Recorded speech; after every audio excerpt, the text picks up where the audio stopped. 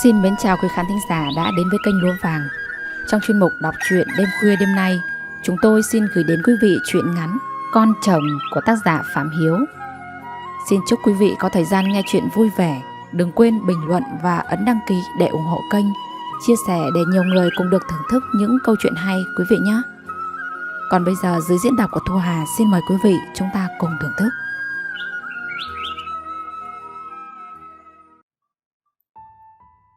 Chiều 30 ngày cuối năm, người phụ nữ tuổi đã xế bóng có khuôn mặt phúc hậu bước ra nơi đầu ngõ, hướng ánh nhìn về phía con đường cái hun hút gió, ngóng trông một ai đó. Chờ lâu bà bèn quay vào nhà, chợt tâm trí bà lại trôi ngược dòng ký ức của 28 năm về trước. Ông Hạnh, bà Hậu vốn là người hiền lành, chăm chỉ. Cả hai người chủ yếu làm nghề nông, vất vả lắm mà kinh tế cũng chẳng mấy dư giả. Chính vì vậy ông thường đi soi đêm kiếm bất cứ con gì, cho dù là cá, tôm, cua, ếch, để sáng mai bà Hậu có đồ mang ra chợ, bán cốt có đồng ra đồng vào trang trải trong cuộc sống. Chuyện con cái, người ngoài nhìn vào cứ thắc mắc, tại sao ông bà chỉ sinh có mỗi một mụn con, nó đã 12 tuổi, lại là con gái mà chẳng thấy sinh thêm. Chẳng là năm bà Hậu 35 tuổi, đang thời kỳ sinh nở của phụ nữ, nhưng bỗng dưng bà cảm thấy trong người không bình thường, hay đau bẵng nơi bụng dưới và rối loạn kinh nguyệt. Tuy biết vậy nhưng khổ nỗi, cũng do một phần vì tiếc tiền và có thêm một phần chủ quan, nên bà cứ khất lần mãi. Cho tới một hôm, cơn đau dữ dội kéo đến, bà đành bảo chồng đưa đi khám tại bệnh viện phụ sản của tỉnh. Sau quá trình thăm khám, bác sĩ nói bà có khối u nang buồng trứng, phải mổ ngay. Còn lành hay dữ, sau mổ sẽ lấy mẫu xét nghiệm thì mới biết chính xác được. Rất may mắn, đó là một khối u lành tính, nhưng tiếc rằng trong quá trình mổ phải cắt bỏ luôn 2 buồng trứng của bà. Bị cắt mất 2 buồng trứng trong vài năm sau mới thấy tệ hại thật. Mỗi lần quan hệ tình dục thì phần phụ của bà chẳng thể tiết ra cái thứ nước để bôi trơn, khiến cho bà cảm thấy rất đau rát. Từ đó bà sợ gần chồng. Tuy mới 40 tuổi, nhưng bà không còn thấy ham muốn chuyện ân ái nữa, trong khi người đàn ông của bà thì đang sung sức vì mới ngoài 40. Bản thân ông Hạnh cảm thấy buồn bực nhưng chẳng thể nói ra. Một nhẽ là ông chỉ có duy nhất mỗi mụn con, đã vậy lại là con gái. Còn một nhẽ nữa là vì bà không thể đáp ứng đủ nhu cầu sinh lý cho ông. Tối tháng 5, ếch kêu ộp oạp ngoài sau cánh đồng, bởi lúc chiều vừa có trận mưa rào. Ông Hạnh khoác bình ắc quy và đeo đèn mỏ lên đầu bước đi soi.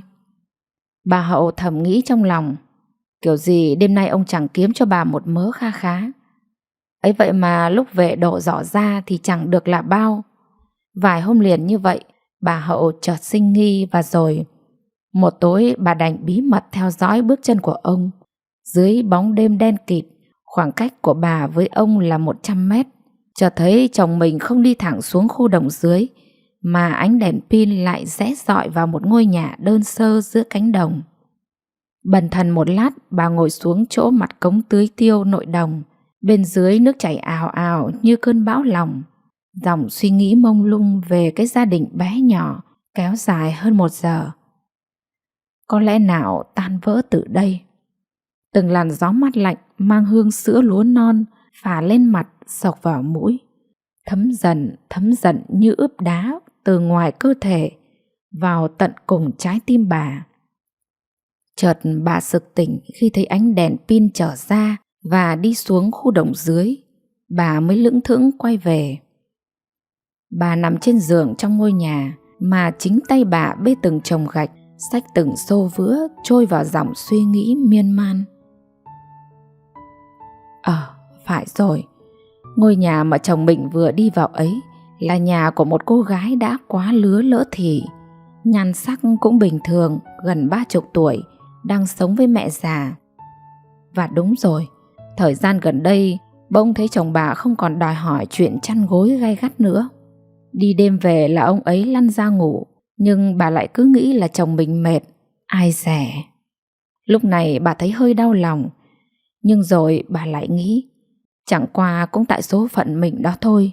Nếu như mình chiều chồng đủ thì đời nào ông ấy đi tìm nơi khác. Và bà hiểu chắc chắn rằng ông ấy còn khao khát một đứa con trai nữa. Bởi sĩ diện của đàn ông thì ai chả vậy. Thế rồi vài tháng sau, bà Hậu thấy cô gái có cái bụng cứ to dần lên. Trong cuộc sống hàng ngày, bà cố tỏ ra bình thường với chồng, nên ông cứ nghĩ rằng bà không hề biết gì. Tới một ngày cô gái kia sinh hạ được đứa con gái. Vài người họ hàng mạnh miệng gặng hỏi cha của đứa bé là ai, ở gần hay xa, nhưng nhất định cô không chịu nói.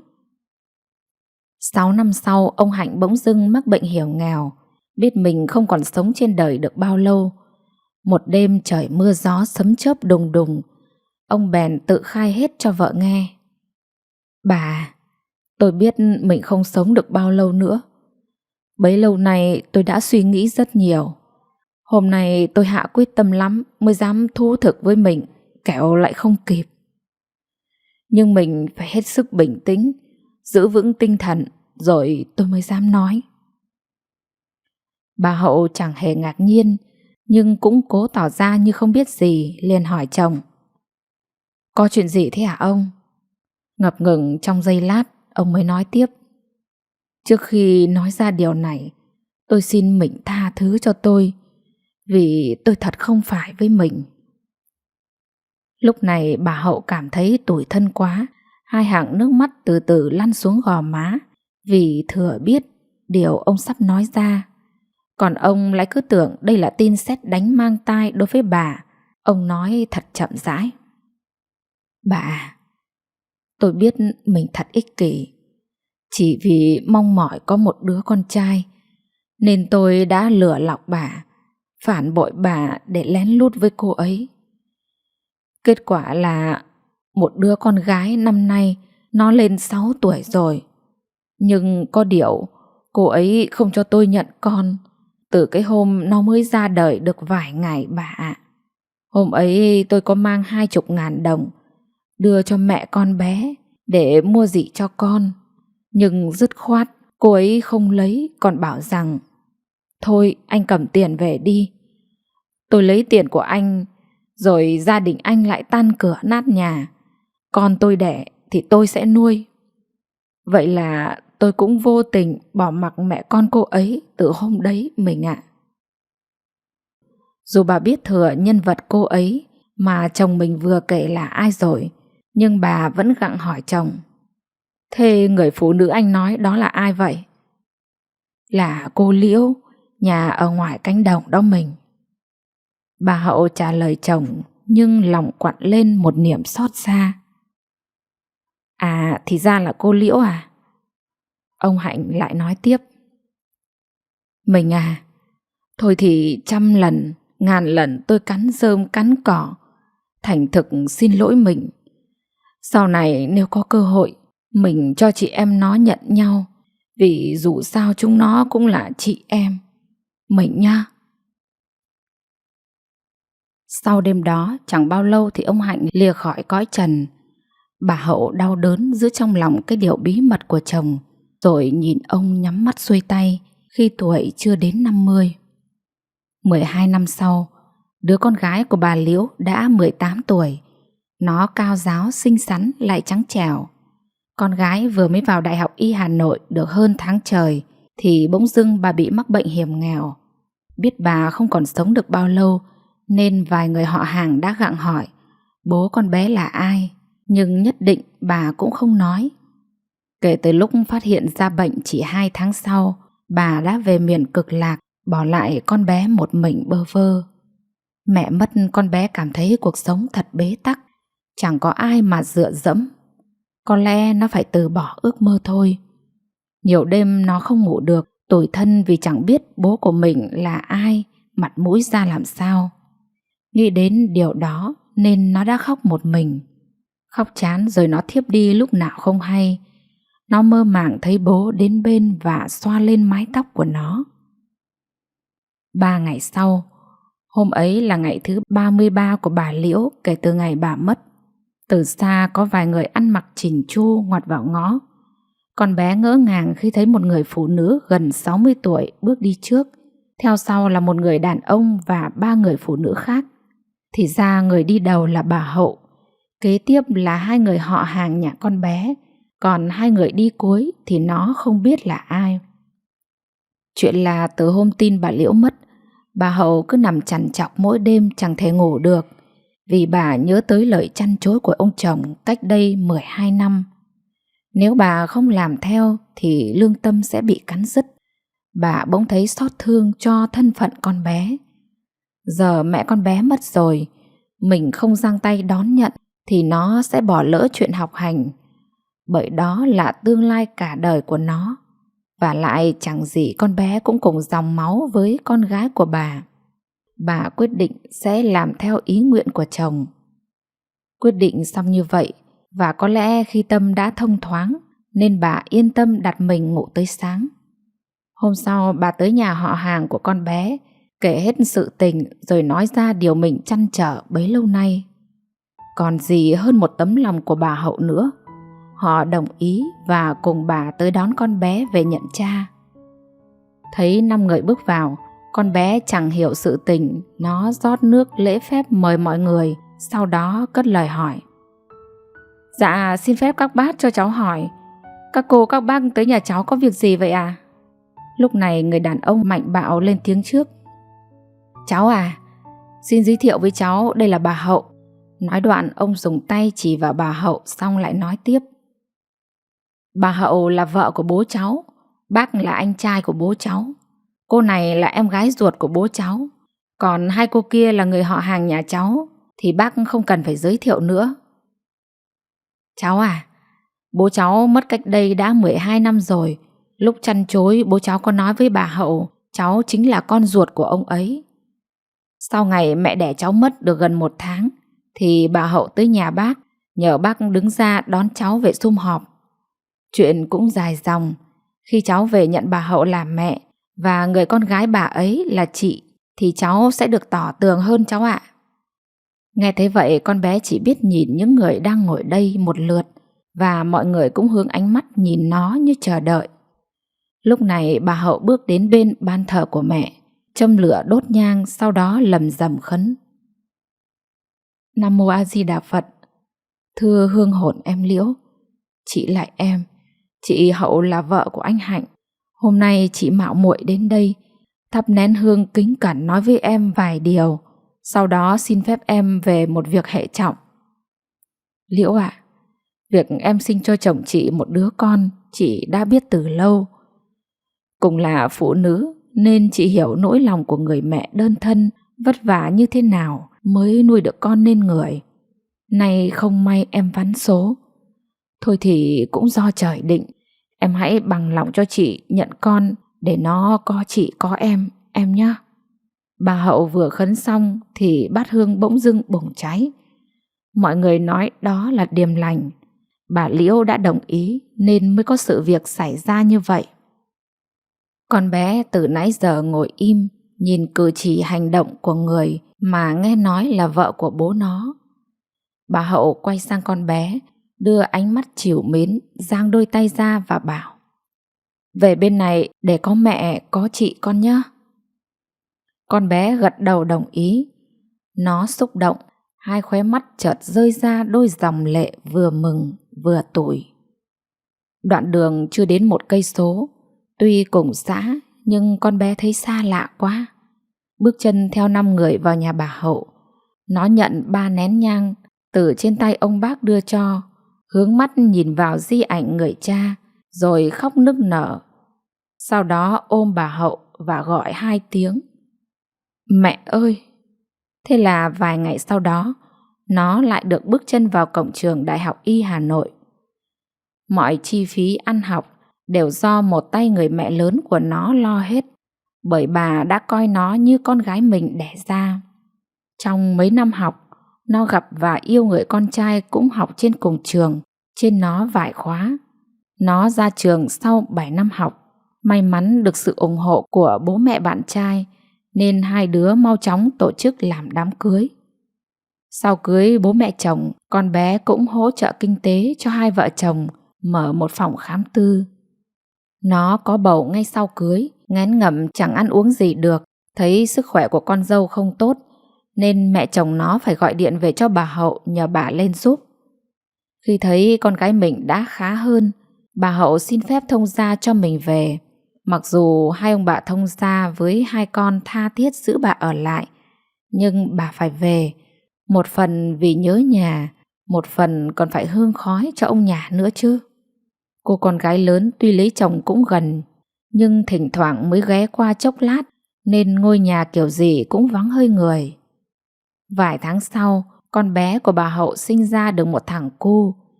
Vì thế lại gọi mẹ lên chăm cho tới khi hết cữ mới cho bà về. Về quê bà tiếp tục nuôi gà, trồng rau để cho cô con gái lớn ăn thường xuyên và chờ con gái bé về mang đi. Năm nay giống như mọi năm, vợ chồng con bé đã hứa về đón Tết nên bà cứ khắc khoải. Nhưng khi bước chân vào gian thờ tự, tay rút 3 nén nhang định châm lửa thì có tiếng trẻ con ngọng nghịu gọi: "Bà ngoại ơi, con đã về." Quay ra bà thấy thằng cháu gần 3 tuổi chạy lon ton đi trước. Kế tiếp là cô con gái tay xách một vài thứ, còn chồng cô mải đóng cửa xe rồi vác theo thùng bia vào nhà sau cùng. Bà Hậu thấy con và cháu về nên phấn khởi lắm. Bà hô hởi: "Ôi, cu Bin của bà đã về đấy hở? Bà chờ cả nhà con từ nãy giờ đây." Lúc này cô con gái vừa đặt đồ lên bàn thờ vừa nói: "Mẹ chờ chúng con lâu lắm rồi phải không ạ? Cũng tại đường đông quá nên nhiều đoạn bị tắc. Ngồi trên xe con bảo với chồng con rằng kiểu này bà ở nhà cũng mong lắm đây." Chồng cô tiếp lời vợ: "Con chào mẹ. Mẹ chờ chúng con lâu chắc sốt ruột lắm rồi nhỉ? Thế thôi giờ mẹ con mình ra nghĩa trang thắp hương cho bố, cho mẹ con luôn mẹ nhé." "Ừ, thế thì mẹ con mình đi luôn cho kịp, rồi về sắp cơm cúng tất niên. Đây là hương hoa và giấy tiền mẹ chuẩn bị đủ cả rồi." Chiếc xe hơi chở 4 người ra nghĩa trang. Trước tiên bà dẫn hai con và cháu ra thắp hương cho mộ phần của chồng mình và cả những người trong dòng họ nữa. Sau đó lại cùng nhau tới phần mộ mẹ của con gái bà. Xong xuôi họ trở về nhà cùng nhau, vào chuẩn bị mâm cơm cúng tất niên. Một lát sau hai vợ chồng con gái lớn và hai đứa cháu cùng tới. Sau bữa tối, cậu con rể đặt vào tay bà chiếc phong bì: "Mẹ ơi, chúng con có ít tiền biếu mẹ để mẹ chi tiêu ạ." Bà Hậu khẽ từ chối: "Thôi mà con, tiền các con gửi về cho mẹ hàng tháng, mẹ tiêu cũng chưa hết đâu. Các con hãy giữ mà để nuôi cháu nữa. Con có lòng như vậy là rất quý rồi." Lúc này con gái bà mới lên tiếng: Mẹ cứ nhận đi cho chúng con vui lòng. Chút tiền này biếu mẹ cũng chẳng thể so sánh bằng công lao của mẹ dành cho con như trời như biển mẹ ạ." Vậy thì mẹ xin các con." Cô quay sang dúi cái phong bì vào tay chị gái, rồi bắt chị nắm chặt, ra chuyện không được chối từ. Cô bảo với chị gái: "Chị ơi, đây là tiền em biếu anh chị. Chỉ có chút ít thôi nên chị không được từ chối nhá." Rồi cô vào buồng xách ra một túi quà và bảo: "Còn đây là quần áo em mua cho anh chị và các cháu, mỗi người một bộ ạ." Thấy vậy người chị gái cũng vui vẻ: "Vậy thì chị xin và cảm ơn hai vợ chồng em nhé." Lúc này trong căn nhà ba gian có ánh điện vàng, rộn rã tiếng cười của 8 con người, khiến bà Hậu cảm thấy thật ấm lòng giữa tiết trời giá rét. Sáng mồng 1, vợ chồng con gái bé tranh thủ đi chúc Tết họ hàng bên nội, sau đó tới bên ngoại nhà nó và cả bên ngoại nhà bà Hậu nữa, vì sáng mồng 2 sẽ trở về Hà Nội. Sáng mồng 2, hai vợ chồng con gái lớn cũng tới chia tay vợ chồng người em gái.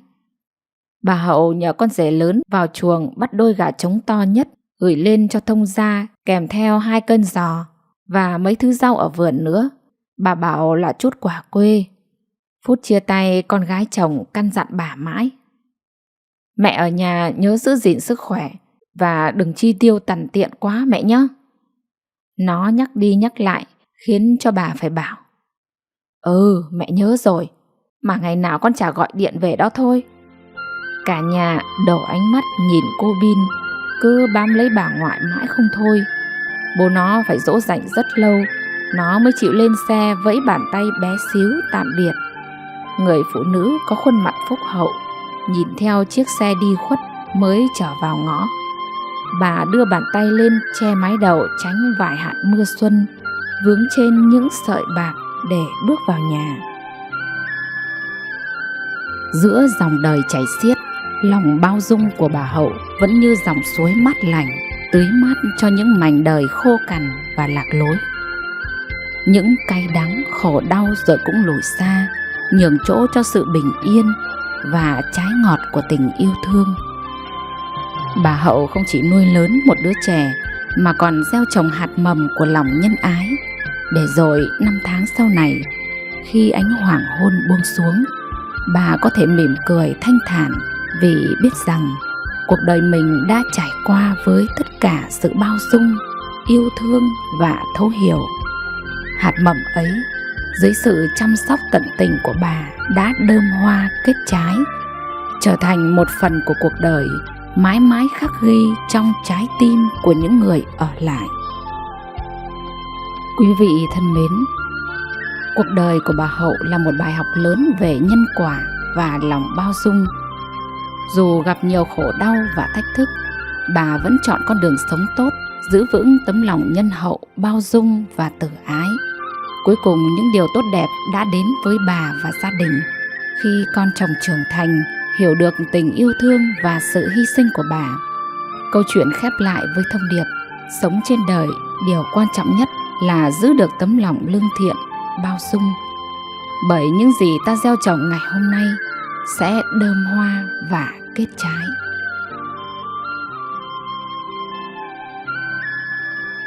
Quý vị thân mến, lòng tốt là thứ người điếc có thể nghe và người mù có thể thấy. Vậy nên chỉ cần bạn chân thành thì điều nhận lại không chỉ là niềm vui. Hãy sống nhẹ nhàng, chân thành với tất cả. Trao yêu thương sẽ nhận lại yêu thương. Cái được nhận lại còn lớn lao hơn gấp bội lần. Xin mời quý vị cùng lắng nghe truyện ngắn Cô Yến của tác giả Bùi Nhật Lai qua giọng đọc Thu Hà. Xin mời quý vị chúng ta cùng thưởng thức. Cô Yến xuất hiện tại nhà chúng tôi đúng vào buổi sớm ngày giỗ lần thứ 8 của mẹ tôi. Bố tôi tỏ ra vồn vã, xen lẫn chút bối rối. Còn vợ chồng tôi tỏ ra lạnh nhạt và miễn cưỡng. Mặc dù vậy, cô vẫn giúp bố con tôi nấu cỗ mà không hề tỏ thái độ gì. Phải công nhận cô nấu ăn rất khéo, khiến vợ tôi vô cùng ngạc nhiên và thán phục. Khi buổi giỗ tan khách khứa ra về hết, cô giúp bố con tôi thu dọn bát đĩa gọn gàng. Lúc mọi việc đã xong, bố bảo vợ chồng tôi: hai con vào đây, bố có chuyện này muốn nói với các con. Tôi không mấy hào hứng khi nghe bố nói, nhưng vợ tôi khẽ khàng kéo tay tôi và bảo nhỏ: thôi mình cứ vào nghe xem bố nói gì. Khi chúng tôi đã yên vị, bố tôi liền nói: các con thấy rồi đấy, mẹ mất đã 8 năm, các con thì ở thành phố, cả năm mới đưa nhau về 1-2 lần. Bố cũng đã già, cần có người bầu bạn. Cô Yến đây là giáo viên cấp 3, cũng đã nghỉ hưu, nhà ở ngoài thị trấn. Chồng cô mất đã lâu, con gái cô là tiến sĩ lấy chồng và đang sinh sống ở bên Pháp. Bố và cô quen nhau đã lâu, lại cùng cảnh ngộ nên cảm thông với nhau. Bố muốn đón cô ấy về chung sống để cùng trông nom nhau lúc tuổi già. Bố mong các con hiểu và đồng ý với quyết định của bố và cô Yến. Nghe vậy tôi không hề ngạc nhiên, nhưng cũng chưa biết phải nói ra sao nên vẫn im lặng. Thấy chúng tôi không có nói gì, cô Yến lên tiếng: cô và bố các cháu quen nhau được hơn 1 năm nay. Cô không còn họ hàng thân thích gì. Cô thấy giữa hai người có chung hoàn cảnh nên muốn đến với nhau để đỡ đần nhau lúc già cả, khi đau yếu thế thôi. Chứ bản thân cô cũng không có ý lợi dụng gì bố cháu cả. Cô có lương hưu giống như bố cháu, vậy nên cô sẽ không làm phiền gì đến các cháu đâu. Cô hứa là như vậy. Ý các cháu thế nào thì cứ nói để bố và cô biết. Thực tình tôi không muốn hai người về ở với nhau, nhưng thấy thái độ cũng như lời nói và nhất là những việc làm của cô suốt buổi sáng, lòng tôi bỗng trùng xuống. Tôi đưa mắt nhìn vợ như dò hỏi ý tứ thì gặp ánh mắt vợ cũng vừa liếc sang. Tuy chưa mấy đồng thuận nhưng rồi tôi cũng ngập ngừng lên tiếng: bố và cô nói thế cũng thật khó cho chúng con. Nếu nói không đồng ý thì chúng con mang tội ích kỷ.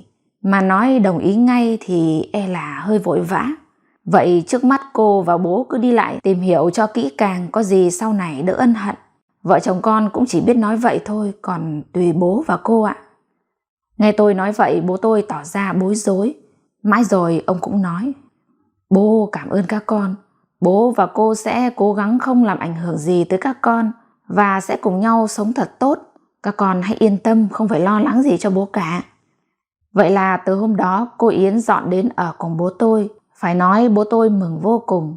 Cô Yến là người nề nếp và sống rất tình cảm.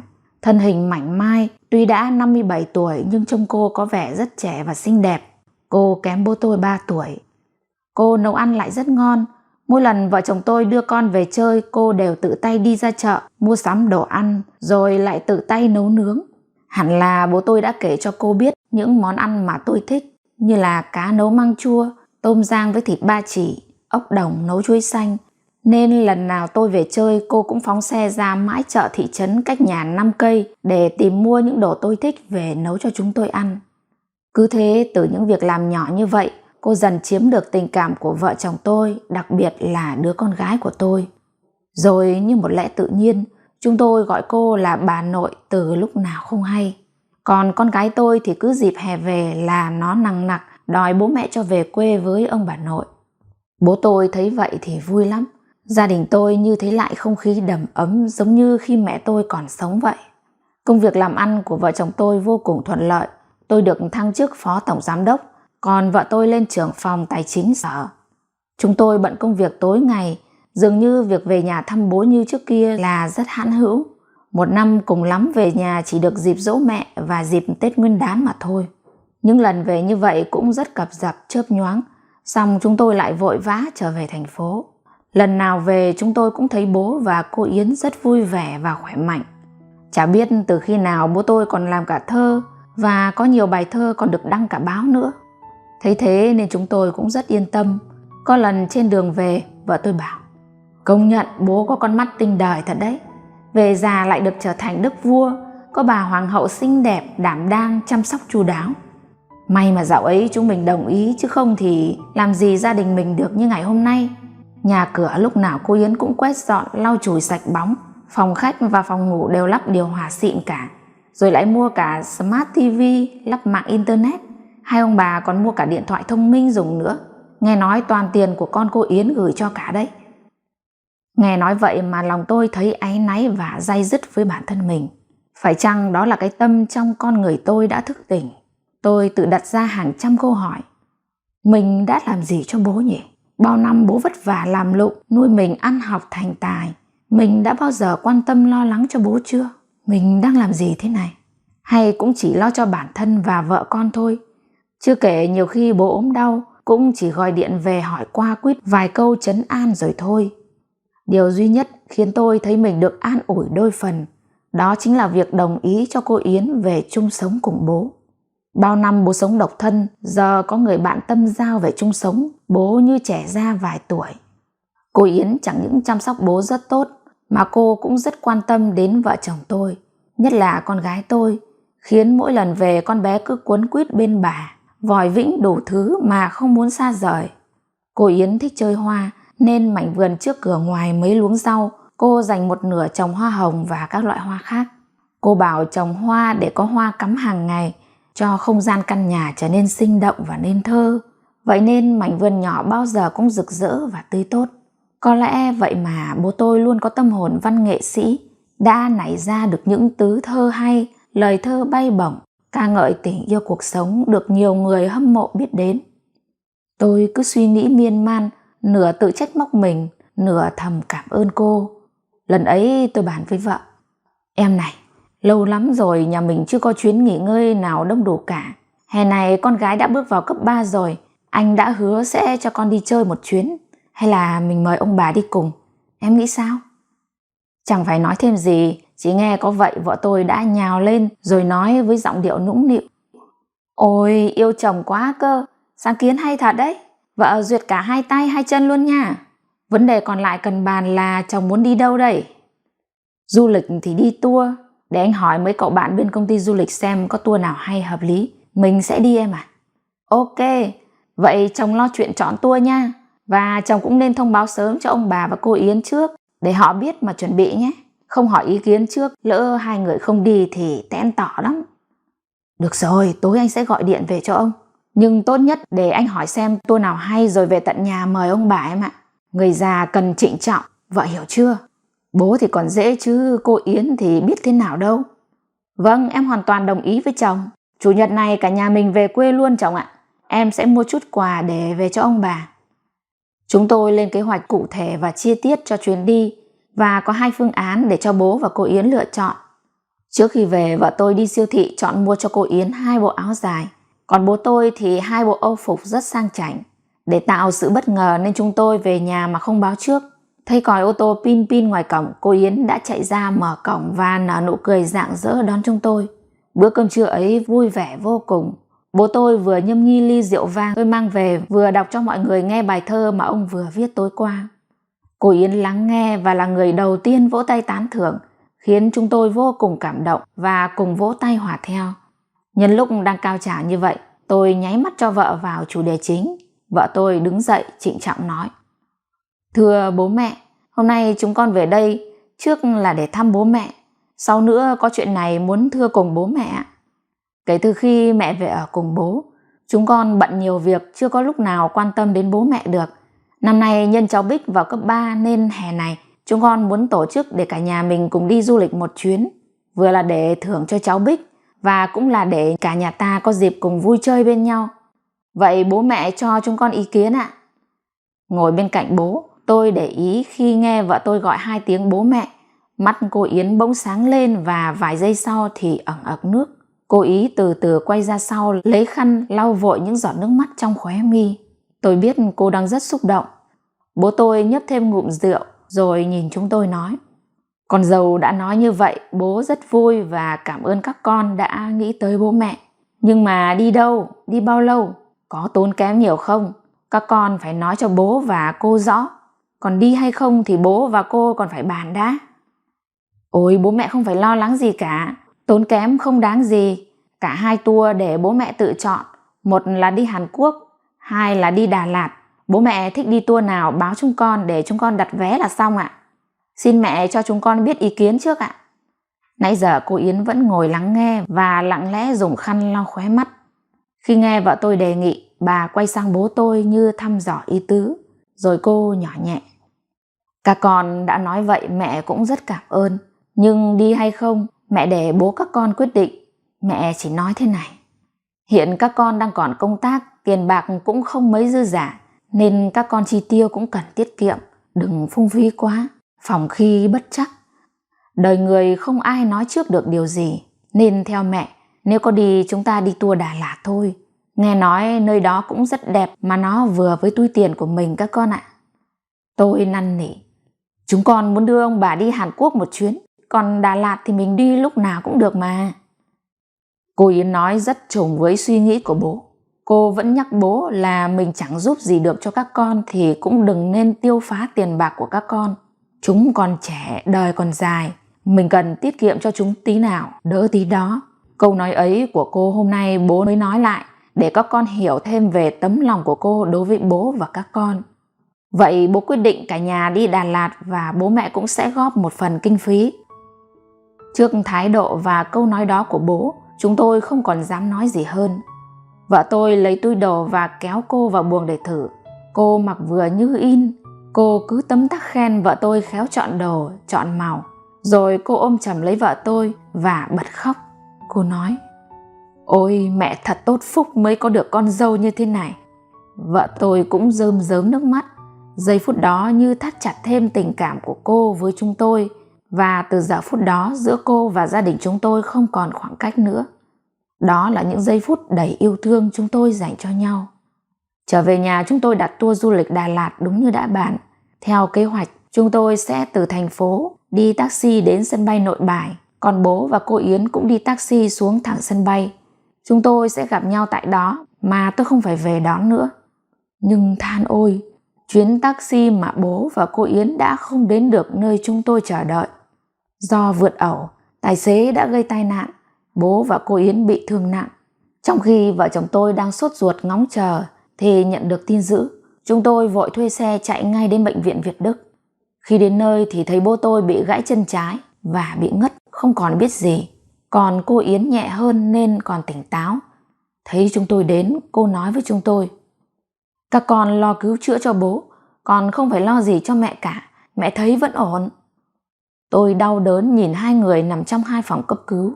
Tiên lượng của bác sĩ tình hình của cả hai khá nguy kịch. Tôi tìm gặp anh bạn là trưởng khoa nhờ giúp đỡ. Do quen biết nên hai người được đưa sang phòng chăm sóc đặc biệt. Nhờ nỗ lực cấp cứu kịp thời và chăm sóc đặc biệt, chân của bố tôi đã được mổ và bó bột ngay. Sang ngày thứ hai thì bố tôi đã tỉnh táo và nhận biết được người thân. Cô Yến đã tự ngồi dậy được. Sau một tuần thì cô Yến đã bình phục và có thể tự đi lại chăm sóc cho mình và coi cả bố tôi nữa. Chúng tôi phần nào cũng đã yên tâm hơn. Thấy chúng tôi cả tuần ở viện, cô liền bảo: "Thôi, mẹ cũng đã ổn định rồi, hai con cứ về nhà đi làm. Bố đã có mẹ trông, cứ chiều hướng này chắc cũng chỉ 10 ngày là được ra viện thôi. Các con không phải lo đâu." Tôi bảo cô: "Thôi, đằng nào chúng con cũng nghỉ phép, chúng con sẽ thay phiên nhau ở đây trông coi bố mẹ." Cuối tháng ấy bố và cô Yến được ra viện. Tuy nhiên bố vẫn phải chống nạn do chân còn bó bột. Bác sĩ cho biết phải mất thêm 5 tháng nữa thì mới có thể lành hẳn.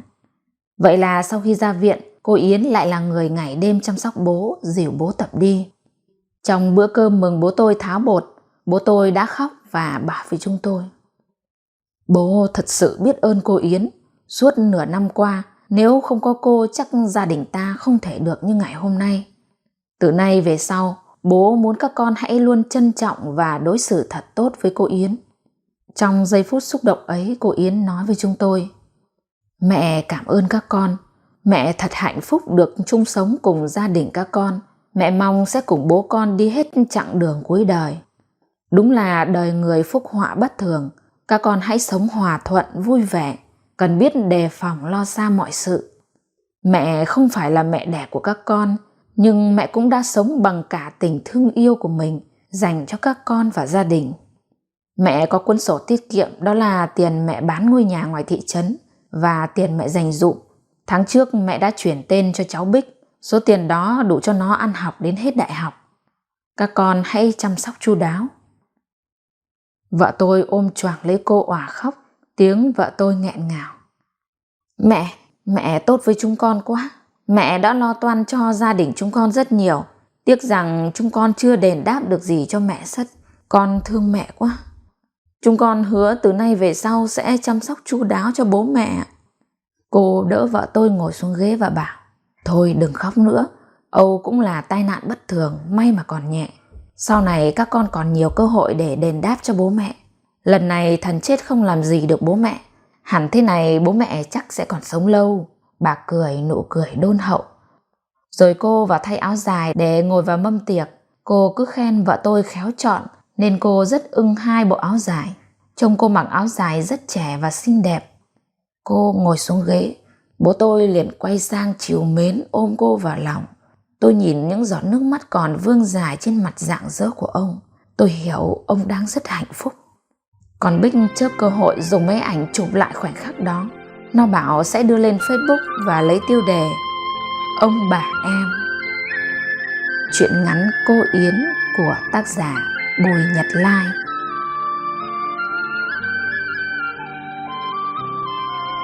Quý vị thân mến, hãy cứ cho đi sẽ nhận lại gấp trăm ngàn lần yêu thương.